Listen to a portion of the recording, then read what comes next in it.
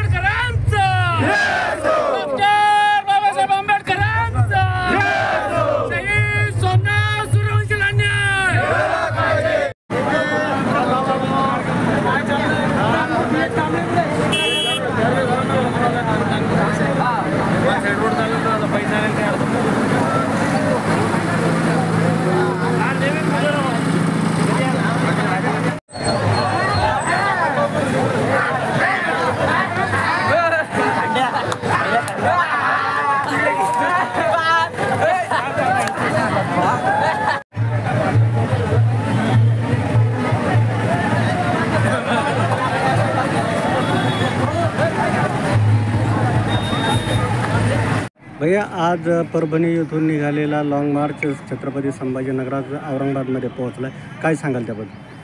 17 तारखेला हा long march परभणीमधून निघाला होता. परभणीमध्ये जी घटना घडली संविधानाच्या विटंबनेची, त्यानंतर परभणीमध्ये जी दंगल उसळली आणि या दंगलीनंतर पोलीसवाल्यांनी जे कॉम्बिंग ऑपरेशन केलं, या कॉम्बिंग ऑपरेशनच्या नावाखाली बौद्ध लोकांच्या आमच्या लोकांच्या घरात बसून महिलांना, लहान लहान लेकरांना, पुरुषांना, भीमसैनिकांना उचलून अतिशय बेदम मारहाण करण्याचं काम पोलिसांनी केलं. यामध्ये सोमनाथ सूर्यवंशी नावाचा आमचा भाऊ या मारहाणीमध्ये मृत्यूमुखी पडलेला आहे. आणि याच आंदोलनाचं नेतृत्व करणारे लोकनेते विजय वाघमोडे जे आंदोलनाचं नेतृत्व करत होते, त्यांनासुद्धा धमक्या देऊन पोलिसांनी त्यांना ताणतणावामुळे त्यांचासुद्धा मृत्यू झाला आहे. आज आमचा हा लॉंग मार्च संभाजीनगरला आलेला आहे.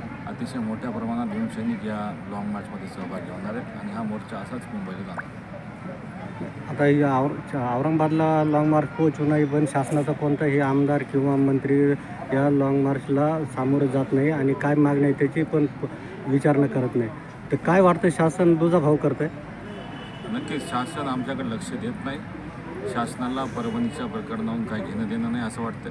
कारण की आम्ही परभणीपासून निघालो 200 किलोमीटर आम्ही पायी आलेलो आहोत. आमच्यासोबत महिला आहेत, लहान लेकरं आहेत, त्यांच्या पायाला अक्षरशः पुढं आले, पण सरकार आमच्याकडे लक्ष देत नाही. सरकारला बौद्ध समाजाहून काही घेणं देणं नाही. असे किती जरी आमचे मेले तर ते असंवेदनशील सरकारला त्याचा काही फरक पडत नाही असं मला दिसतं. भाऊ, दलित मंत्री वरती आहेत आपली, तर त्यांनी काही आपली दखल घेतलेली का? कोणीच नाही. आपले जेवढे मंत्री आहेत, जेवढे आपले मंत्री आहेत, सामाजिक न्याय खात्याचे असतील किंवा इतर असतील, एकही आमच्या आंदोलनाला भेट द्यायला आला, आम्हाला विचारायला आला. आणि ह्या ह्या अशा मंत्र्याकडून आमची अपेक्षा बी आता राहिली नाही की हे आम्हाला काहीतरी देतील. पुढची भूमिका काय राहिली? आमच्या मागण्या जर पूर्ण नाही झाल्या, आमच्या मागण्या काय आहेत की जे पोलीसवाले, ज्या पोलीसवाल्यांनी आमच्या तरुण भीमसैनिकांना मारहाण केली, त्यांचा कुठं काही संबंध नाही, ज्याच्या हातात दगड नाही, ज्याच्यात काठी नाही, आणि सोमनाथला मारणारे पोलीसवाले, सगळे तरुणांना मारणारे पोलीसवाले, त्या वत्सलाबाई मानवतेला मारणारे पोलीसवाले, हे सर्व रिमूव्ह सर्व्हिस झाले पाहिजे. त्यांच्यावर मनुष्यवधाचा गुन्हा दाखल झाला पाहिजे. ह्या मागण्या जर पूर्ण होत असतील तर हा मोर्चा कुठंतरी थांबल, नाही तर हा थांबणार नाही. मुंबईला जाऊन लाखोच्या भीमसैनिक आम्ही जाऊन तिथं धरणे धरण्याचं काम करणार झाली. त्याच्यानंतर 11 डिसेंबरला शांतताप्रिय सगळे बौद्ध अनुयायी संविधानप्रेमी आंदोलन करत होते. त्या आंदोलनामध्ये काही लोक घुसले, आंदोलनाला बदनाम केलं, आणि त्यानंतर जे कोम्बिंग ऑपरेशन झालं त्याच्यामध्ये प्रचंड प्रमाणात महिलांना, मुलांना, आमच्या तरुणांना, ज्यांच्या हातावर बाबासाहेब आंबेडकरांचं सही असेल, गोंदलेल्या बाबासाहेबांचा फोटो गोंदले असेल, अशांना प्रचंड मारहाण केली. आणि त्याच्यामध्ये आमचे एक शहीद सोमनाथ सूर्यवंशीचा मृत्यू झाला, तो शहीद झाला. आणखी एक तलवारे नावाचा तरुण, त्याच्या काठीच्या माराने त्याच्या शरीरावर पूर्ण रक्ताच्या गाठी झाल्या, तो हॉस्पिटलमध्ये ॲडमिट आहे. तो कधी मरेल किंवा कधी काय होईल त्याचं असं आम्हाला माहिती नाही. पण 32 दिवस आमच्या सगळ्या आंबेडकरी अनुयायांनी जिल्हाधिकारी परभणी कार्यालयापुढं न्याय मागण्यासाठी आंदोलन केलं. सरकारने न्याय तर दिलाच नाही, पण लाँग मार्च काढण्याची वेळ आली. लाँग मार्चबद्दल सुद्धा काही शासनाचे प्रतिनिधी आमच्याकडे येतात, आलेच नाही कसं असं म्हणता येणार नाही, येतात, पण ते काही फार काही ठोस आश्वासन देत नाहीत आणि परस्पर निघून जातात. त्याच्यामुळे हा लाँग मार्च अत्यंत शिस्तीमध्ये निघालेला आहे. आणि अनेक लोक ह्या लाँग मार्चमुळे काय होणार हा प्रश्न आम्हाला करतात. तर मी आपल्याला सगळ्याला आपल्या माध्यमातून सगळ्यांना सांगू इच्छितो की 200 किलोमीटरच्या प्रवासामध्ये ज्या ज्या गावाला आमचा मुक्काम होता किंवा ज्या ज्या गावावरून आम्ही येत होतो तिथल्या सगळ्या आंबेडकरी समाजाने खाण्याची, राहण्याची, नाश्त्याची, चहाची, आमच्याकडे लिटरली पाण्याचे बॉक्स, केळीचे डझनानी केळी आणि सगळे बिस्किटचे पुडे असे प्रचंड प्रमाणात देत आहेत.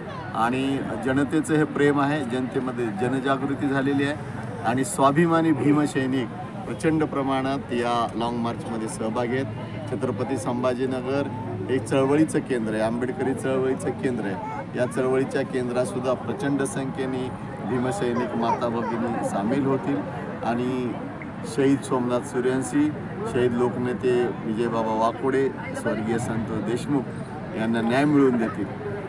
या ज्या आमच्या काही मागण्या आहेत त्या सरकारच्या दृष्टिकोनातून अत्यंत क्षुल्लक आहेत, पण सरकारची या मागण्या मान्य करण्याची इच्छाशक्ती नाही.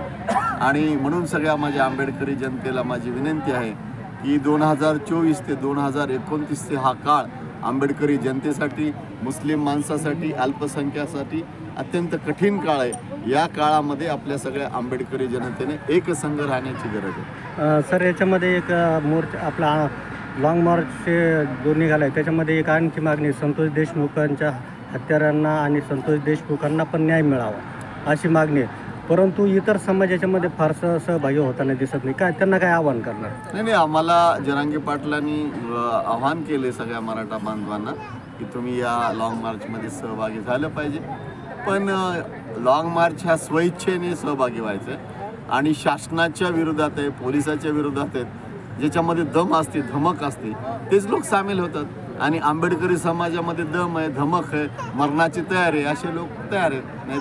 त्याच्यामुळे मग बाकीचे आम्हाला सगळ्याला विनम्र आव्हान आहे की सगळ्याला जर न्याय पाहिजे असेल, कारण हे 24 ते 29मध्ये पाशवी बहुमत आहे या सरकारला. या सरकारला जनसामान्याचे आता काही घेणं देणं नाही राहिलं. आपण बघताय सगळं एक पालकमंत्री पाहिजे, मंत्री पाहिजे, हे पद पाहिजे, तो जिल्हा पाहिजे, त्याचं सरकार बिझी आहे. गरीब माणसाच्या प्रश्नाकडे वेळ द्यायला त्यांना काही लक्ष द्यायला वेळच नाही. पुढचा पवित्रा काय राहणार आहे आता? आज छत्रपती संभाजीनगरकडून आम्ही मुंबईकडे जाणार आहोत. रस्त्यामध्ये प्रचंड संख्येने स्वागत होईल. नाशिकला आमचे प्रचंड संख्येने सहभागी होतील आणि जेव्हा ठाणे मुंबई जवळ त्या सगळे मुंबईकर त्याच्यात हे होतील आणि मुंबई जाम होईल, तेव्हा मग सरकारला जे काही परिणाम होतील ते सरकारला ते बघावं. अच्छा, म्हणजे सर्व संघटना येणार का दलित? आम्ही आंबेडकरी समाज म्हणून हा आंदोलन करत आहोत. त्याच्यामध्ये सगळे रिपब्लिकन पक्षाचे गट सगळ्या आणि जे संविधानप्रेमी आहेत, मग ते काही रिपब्लिकन असावे नाही, काँग्रेसमधील, राष्ट्रवादीमधील सगळ्या पक्षातले संविधानप्रेमी लोक जे येतील त्या सगळ्या संविधानप्रेमी लोकांना आम्ही सामावून घेतो. आता बघितलं तुम्ही आमच्या बाजूला भिक्खू संघ बसलेला आहे. महाराष्ट्रातला सगळा भिक्खू संघसुद्धा या लाँग मार्चच्या त्यांचा आशीर्वाद आहे, त्यांच्या पाठीशी. सर दादा, या लाँग मार्चमध्ये किती लोक असतील एकूण अंदाजित? नाही, रोज 2000 लोक असतात. 1000-2 आमचं असं आहे की आम्ही 1001 लोक सोबत असतो आणि बाकी 1000-1500 लोक मग या गावून त्या गावाला, त्या गावून त्या गावाला 10-10 किलोमीटर चालतात, ते पुन्हा वापस जातील. संभाजीनगर शहरामध्ये प्रचंड आपण लेणीच्या वेळी महामोर्चा काढला होता तेव्हा प्रचंड संख्येने लोक होते. आताही सगळ्या छत्रपती संभाजीनगरमध्ये शहरामध्ये वाडावाडामध्ये भंतीजी गेले तर आमचे काही कार्यकर्ते काम करत आहेत. त्याच्यामुळे प्रचंड संख्येने लोक येतील. लोकांचा आम्हाला पाठिंबा आहे, आशीर्वाद आहे. लोकांना एक युवा नेतृत्व आशिष वाकोडेच्या नेतृत्वात हे सगळं चाललेलं आहे असं वाटतं.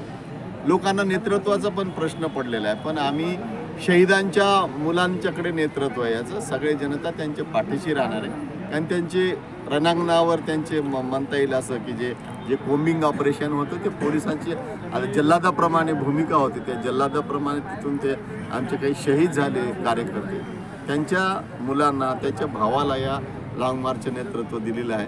त्याच्यामुळे सगळ्या आंबेडकरी जनतेला, नेत्या कार्यकर्त्याला माझी विनंती आहे की ही लढाई स्वाभिमानाची आहे. त्याच्यात कुठल्याही पद्धतीचा आकसभाव, दुजाभाव न करता आपण प्रेमाने ह्याच्यामध्ये सहभागी आहोत. जय भीम. नवबुद्ध आहे. आज चंपावती लॉन्समध्ये जो परभणीहून आलेला लाँग मार्च आहे त्याचं आगमन आपला संभाजीनगर शहरामध्ये होत आहे. आज दिवसभर संभाजीनगरामध्ये चालून हा लाँग मार्च बुद्धनिमित्त आज आराम करणार आहे.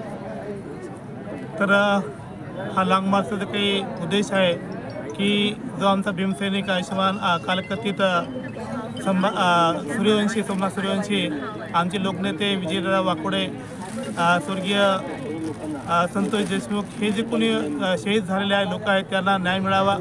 त्यांना त्या जोवरती जे काही अमानुष अत्याचार झाला त्या अत्याचाराविरुद्ध जे कोणी अत्याचार केला त्या लोकांना शिक्षा व्हावी याकरता हा लाँग मार्च आहे. आणि समाजात जो काय अन्याय होतो, अत्याचार होतो, यांना अत्याचाराविरोधात हा लाँग मार्च आहे.